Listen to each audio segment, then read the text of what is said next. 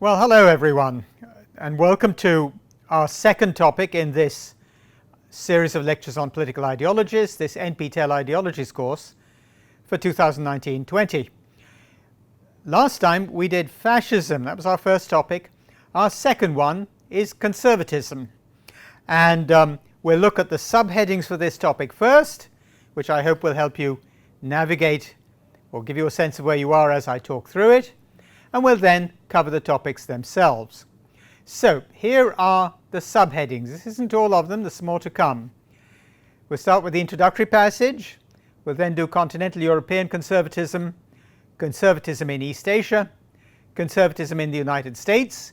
We'll do United States neoconservatism as well, and then we'll move on to the main themes in conservatism, that is tradition, an organic view of society, respect for authority and hierarchy, and the conservative view of human nature. We'll then look at problems in conservatism, specifically tradition and the free market, and we'll look at Indian conservatism, which is quite a complex phenomenon. We'll look at it in some of its manifestations or main manifestations. So those are the subheadings for this topic. I'll now start on the topic itself.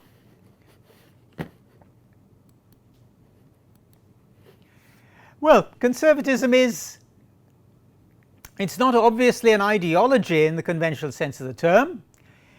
It's more like an attitude of mind or an outlook on life. It also has considerable strengths, and that may explain or help explain its enduring character. It takes different forms in different cultures, and it can seem to offer grounded and pragmatic ways of responding to new problems and new challenges. Conservative outlooks and attitudes have almost certainly existed in all societies throughout history, because particular individuals may have been of a cautious temperament, or because institutions or customs have been difficult to change, but an identifiable attitude or broad grouping of attitudes broadly makes up modern conservatism, and it's indeed been given much of its current form by events and processes which were decisive in shaping political modernity. So what were these decisive events and processes?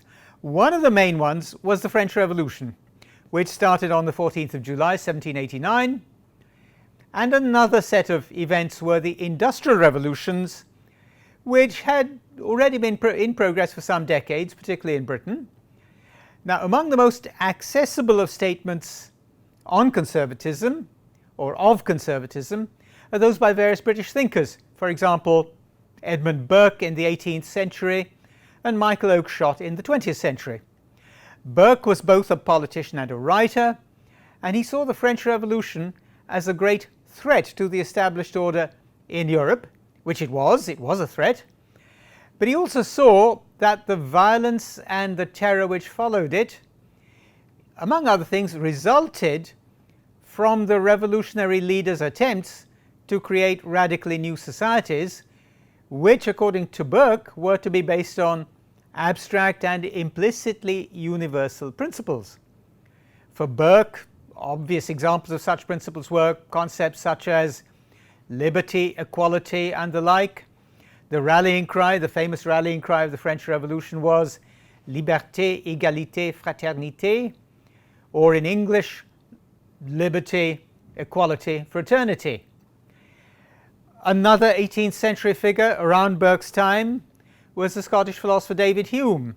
He's often taken to be a conservative thinker, mainly as a result of his opposition to what have been called rationalist schools of philosophy. Hume is somewhat different from Burke.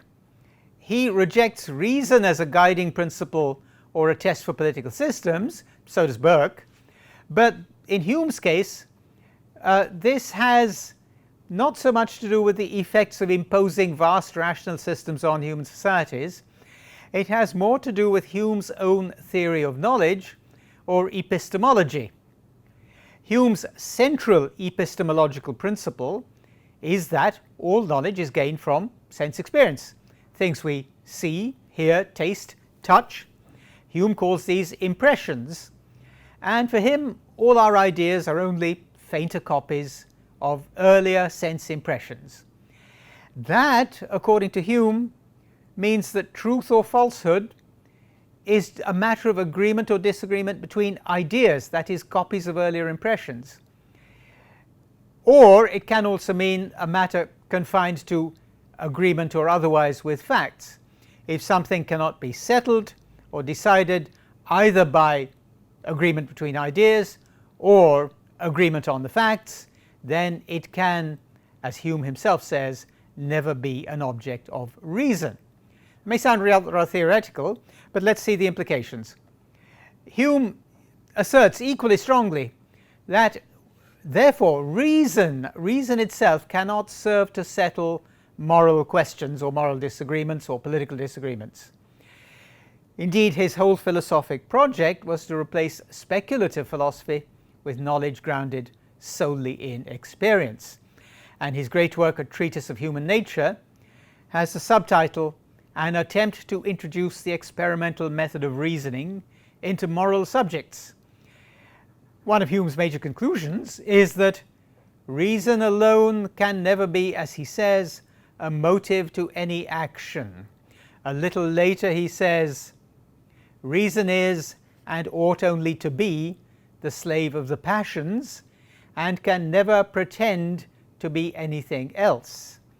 This is certainly not a repudiation of reason, but it puts tight limits on the scope and power of reason.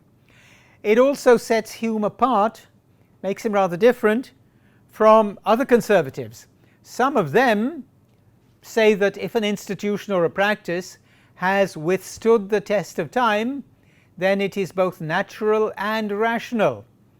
Hume accepts that habituation or long familiarity with an institution or a practice may lead us to see it as natural, but for him reasoning and rationality have nothing to do with that. That's just custom and familiarity.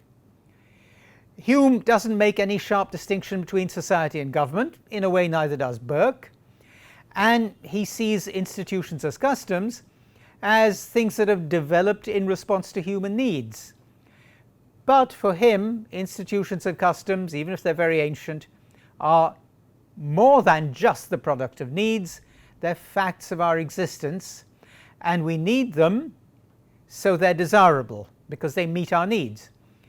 But at this point, the factual and the desirable coincide in our institutions. We have them because we need them, therefore we also want them. The institutions which exist are those which are useful.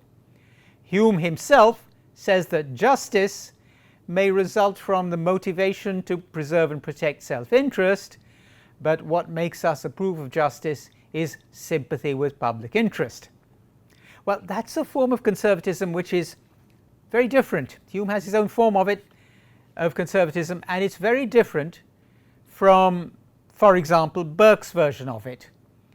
A second point is that Hume often adopted positions which we would probably call liberal today. He admired the Quakers, a Christian sect, not for their religious principles. He himself was extremely unpopular with the religious authorities. He admired the Quakers for their refusal to compromise their principles. Another point here is that one of Hume's major works, The History of England, which was published in 6 volumes between 1754 and 1761, well, this history of England was attacked by Tories, later the Conservatives, and by Whigs, later the Liberal Party. Well, in the history, Hume speaks approvingly of the English document, the Magna Carta, and of those principles in British government which protect liberty. The Magna Carta was taken to be a statement of the liberty of Parliament against the monarch. Hume even says, my own views of things are more conformable to Whig principles, but my representation of persons is closer to Tory prejudices. That's not an exact quotation, but that's what he says. So if Hume is a conservative, he's certainly a complex and thoughtful one. Well, what about more recent conservatives? in the 20th century, one of the main conservative thinkers writing in English was the political philosopher Michael Oakshott, and he showed similar concerns and anxieties to those shown by Edmund Burke. In a famous paper called Rationalism in Politics, Oakshott severely criticizes what he calls rationalism. That is, the practice of imposing planned schemes for society by applying some form of universal reasoning, which, according to rationalism, is shared by all humanity. Well, Burke is explicit and Oakshott is a little less explicit in cautioning us about the dangers of such impositions. That is, about the dangers of social transformation on the basis of abstract principles.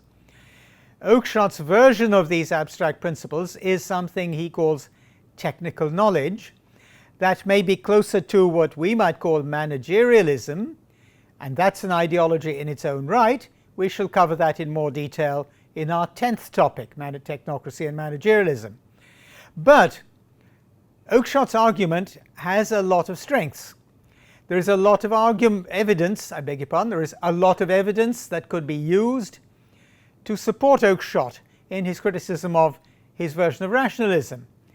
For example, in the first 2 decades after the war, many Western European countries tried to improve the lives of millions of people by building concrete estates on the outskirts of cities, so that the beneficiaries did not have to continue living in what had often been very squalid slums before the war.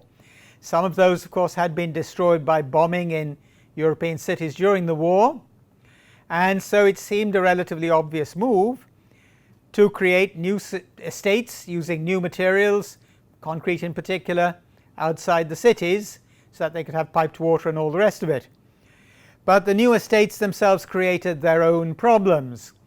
People were dislocated from familiar surroundings, they were moved to remote and unfamiliar areas, and often had to live in tower blocks of apartments instead of houses.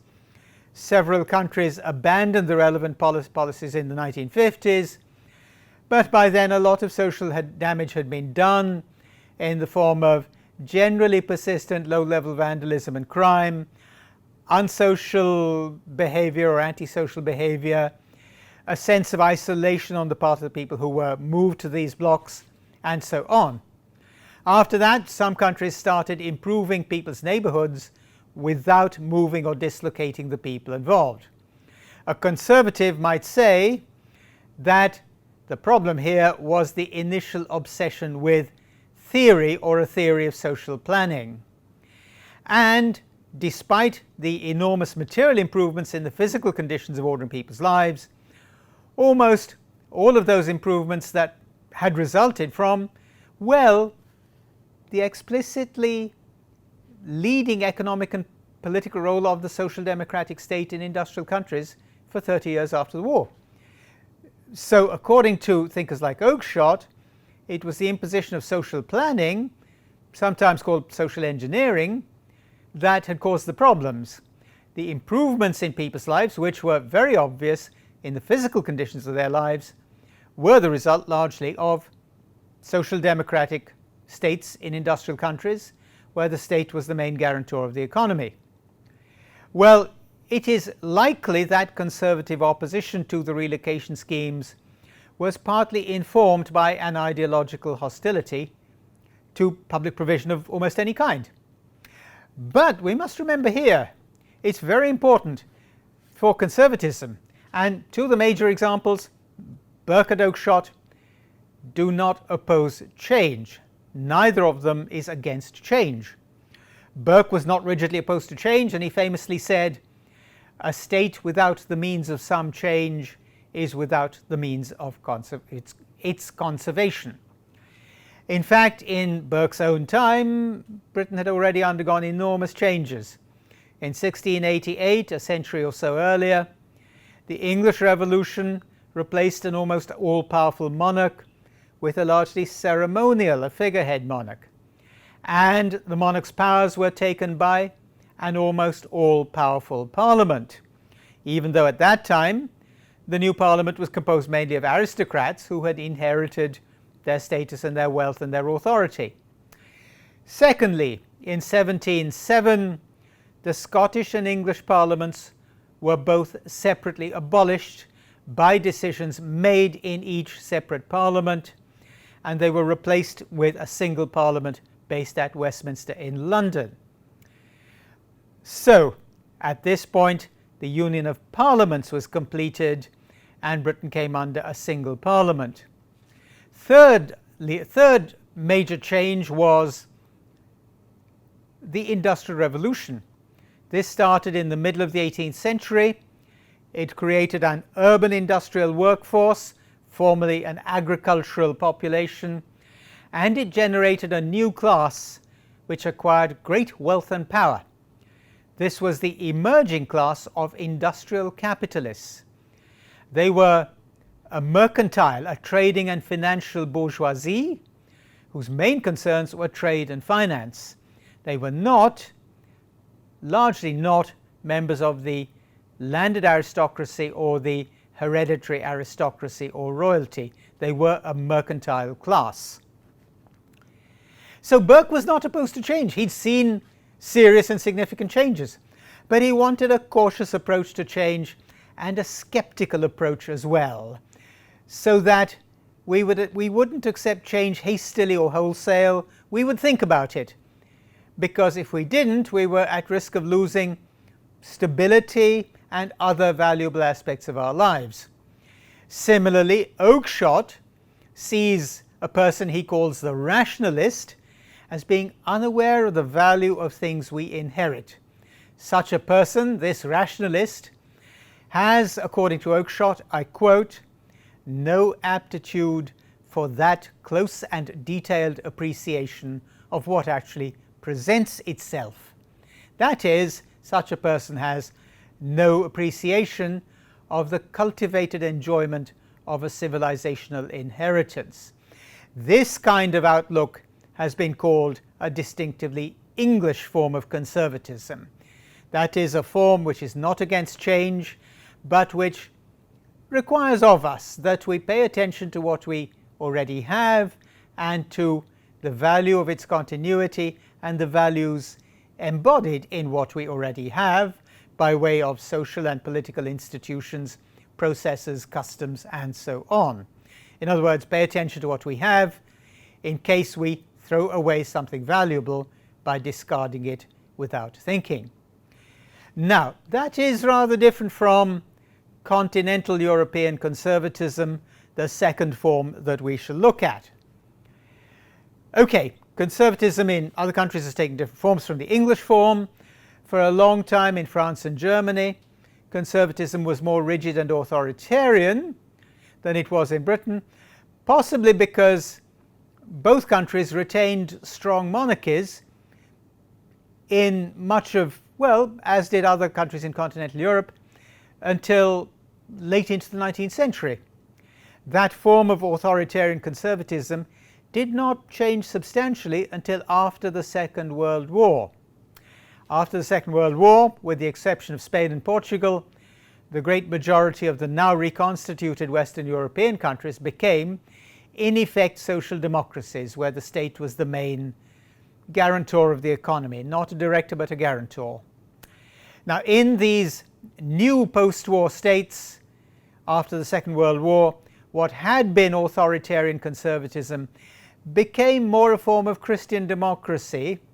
For example, a German political party, the Christian Democratic Union, is a strong example of that change, and so is the Italian Christian Democratic Party. Broadly, these kinds of parties favor a kind of group-orientated but paternalistic, a kind of old-fashioned paternalistic approach to political economy, and this is more associated with Catholic social theory than with Protestant thinking.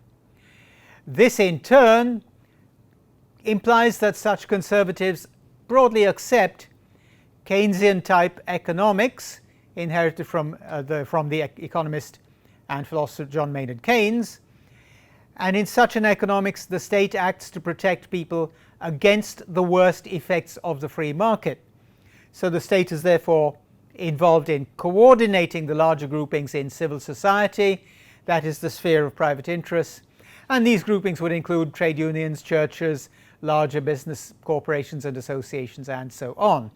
So the state would be broadly a sort of coordinator and general guarantor against the worst effects of the free market, but would do so in a fairly paternalistic manner without being a director of the economy.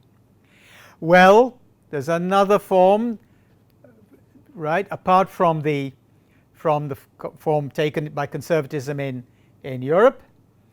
In East Asia, the obvious example is Japan, where the Japanese Liberal Democratic Party, which is the conservative party there, has held office for most of the time since 1955. Japan was reconstituted as a democracy after the Second World War, and this party, the Japanese Liberal Democratic Party, has held power for most of the time since 1955. It is one of the few political parties outside Europe which shows similar features to its European counterparts. It favors free market economics and favors what it sees as traditional Japanese values such as duty, loyalty, and hierarchy. We'll meet those again when we look at the main ideas in conservatism. But what about the United States, where conservatism features very substantially in social and political discourse? Conservatism in the United States is very different from the other forms. The founding principles of the state show a strong liberal inheritance. For example, in the rejection of inherited privilege. Another example is the explicit separation of powers and personnel between the main institutions of state, that is the legislature, the executive, and the judiciary.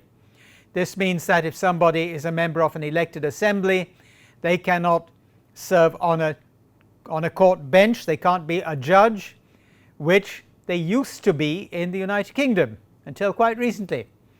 For example, in parliamentary systems, we're familiar with this, in almost all parliamentary systems, the winning power in Parliament after an election is invited to form a government, and therefore members of the government, that is the cabinet, are also members of Parliament. In the United States, the separation is very severe, and if I'm not mistaken, the president may not even be allowed to set foot in Congress without an invitation. So this is a very severe separation of powers. There appears to be no foreseeable aim to introduce, for example, inherited status or privilege as an organization of social practice either. Well, and that is true even though the huge and increasing inequalities in today's American society mean that the children of the rich inherit very great advantages. But these are, at least in theory, not official social advantages. So these are two very significant differences from other forms of conservatism, and US conservatism relies on a strong liberal separation between institutions of the state and the personnel in those institutions, and secondly, in rejecting inherited privilege, even though in practice people do inherit opportunities that poorer people don't have. So American conservatism is therefore expressed in rather different ways. It usually takes the form of rigid and severe moral principles, such as bitter, entrenched opposition to abortion, such as very strong support for the sanctity of the family, such as very deep hostility to anything even remotely related to socialism, such as trade unions or other forms of workers' organization. Some of the attitudes involved have their origins in religion, in the culture and faith of the white Northern European Protestants who settled in North America in the 17th and 18th centuries. Now, there are other favorite targets for those with such attitudes, for example, unemployment benefits and, of course, public health care provision. With the exception of the retired and military veterans, there's great hostility to public health care provision, though more recently a version of it introduced by President Barack Obama in 2009 on a model introduced by the Republican governor of Massachusetts, Mitt Romney, has gained a lot of subscribers, but this is still private provision. It's not public health care provision of a kind recognized, for example, through the Commonwealth and in particular in the United Kingdom. Now, one possible reason for the tone and nature of American conservatism is that the United States has never had a mass labor movement or mass labor or social democratic parties of the kinds which are very common in Western Europe and Scandinavia, and also in Australia, New Zealand, and various other parts of the world. Now, the absence of mass labor parties is the case, even though historically, at one time in the 19th century, there were no fewer than 325 radical newspapers in the United States.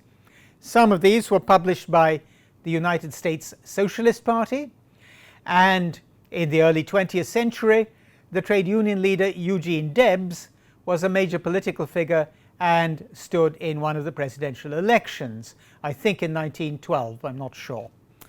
In Europe and Scandinavia, left movements and labour parties have had a moderating effect on Conservative Party's statements of position and also on Conservative policies, which has limited scope for the policies of certain Conservative governments over many decades. For example, it took the British Conservative Party a very long time to live down the fact that they voted against the National Health Service in 1946. They did this repeatedly during the drafting of the legislation at the time.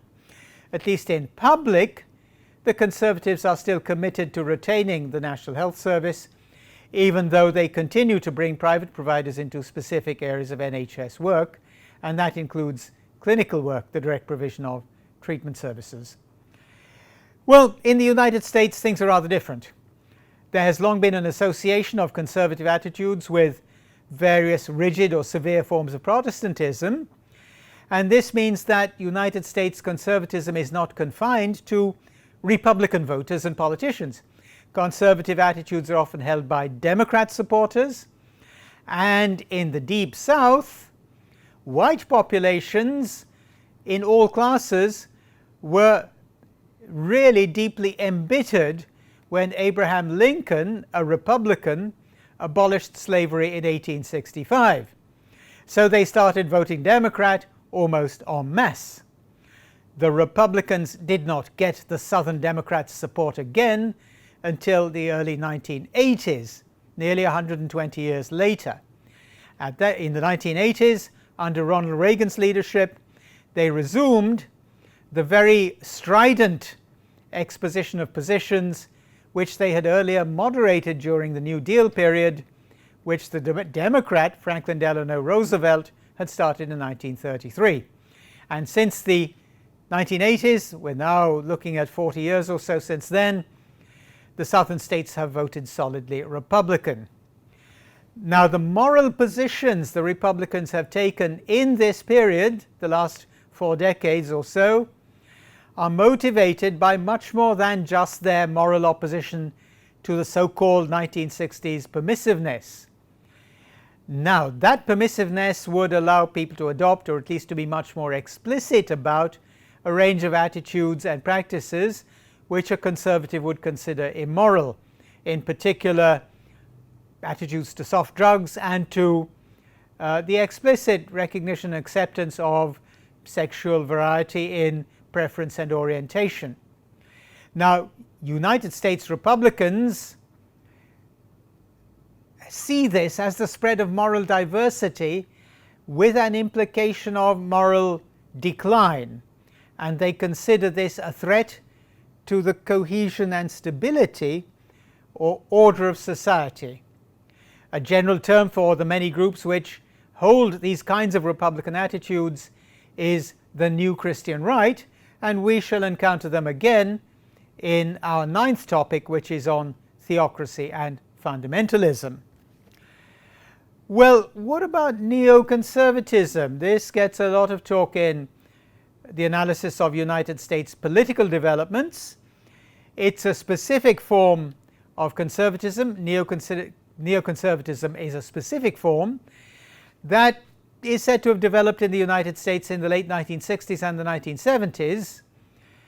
At that time, several political thinkers and politicians had grown uncomfortable with what they considered social excesses on the left, and they were very angry over the left's criticism of military spending by the state, because they feared that this would weaken the United States domestically and especially internationally, particularly as for conservative politicians and conservative followers of theirs at the time, the Soviet Union was the great ideological and military enemy.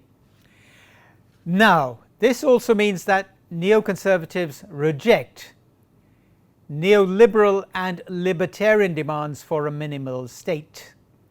For them, the political community is the primary unit, and most neoconservatives call for the United States to be militarily strong, with what they often call a muscular foreign policy, and that includes a willingness to use force in other parts of the world to impose democracy if needed. United States neoconservative foreign policy also includes a willingness to act independently when multilateral institutions such as the United States, multilateral institutions such as the United Nations adopt policies that might harm US interests. That means that the United States, according to neoconservatives, has to be prepared to go it alone when international bodies or multinational bodies do things they don't like or that might harm what American neoconservatives consider might harm US interests. This willingness to act independently in the world requires a large and powerful military, and it requires substantial state funding. And neoconservatives consider that in order to be powerful and robust internationally, the United States also needs a reinvigoration of its own internal moral principles. So what's their moral vision? It is of a society in which, I quote from Thompson, 2011, I quote, "In this kind of society, ordinary people work hard, read the Bible, go to church, recite the Pledge of Allegiance, practice homespun virtues, sacrifice themselves to the common good, obey the commands of the government, fight wars, and die for the state." That is a short, terse summary of neoconservative United States attitudes. This is a comprehensive or systematic political philosophy, and it is much more prescriptive than, for example, British conservatism. It's also very hostile to liberalism, which asserts individual freedom, including freedom in moral matters, and that would include sexual matters. And this neoconservatism is also very hostile to libertarianism, which goes much further than liberalism, because it requires a really minimal state or no state, and it can look like an extreme form of anarchism. We'll cover liberalism and anarchism in our 4th and 6th topics in this course. Now, neoconservatism has been described as a consequence of a 20th century political theorist called Leo Strauss. Critics have pointed to its many and serious failures. For example, the invasion of Afghanistan in 2001 was a disaster. United States troops are still based there and are still, it seems, in no position to pull out. Another obvious failure is the catastrophic consequences of the invasion of Iraq in 2003. This was based on the entirely fictitious claim that Iraq possessed weapons of mass destruction and that it was an immediate and present threat to the West, particularly certain Western countries. But the conceptual commitments of neoconservatism are still very significant and are very influential, particularly within the United States. They include a focus on great leaders, and they include being prepared to neglect or override constitutional procedures, right? That is, they favour a rule by a particular class who might possess superior knowledge and superior judgment in comparison to ordinary people. Ordinary people under this theory are considered incapable of knowing their own best interests. These kinds of principles have been combined with a sort of great nation political collectivism, and as a result neoconservatism has been described as a form of soft American style fascism, even though people who use that kind of terminology do stress that neoconservatives are not fascists. Now, Indian conservatism shows some similarities to US conservatism, including neoconservatism. We shall look at it after we look at the main ideas in conservatism, particularly conservatism in its British forms, because these show similarities with Indian conservatism, right? So we need to look at the main ideas first, and then we'll see that it's similar in certain ways to British conservatism and differs in significant ways as well.